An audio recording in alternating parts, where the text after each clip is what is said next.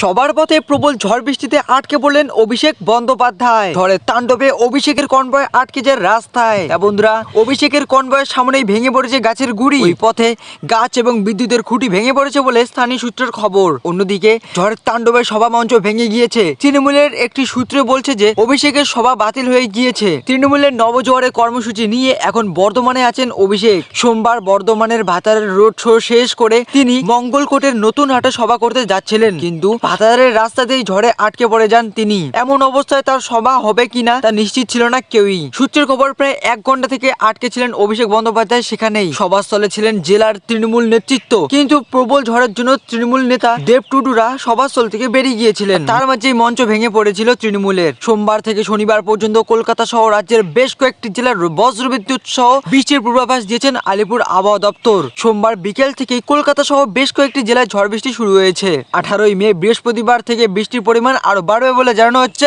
আলিপুর আবহাওয়া দপ্তর থেকে।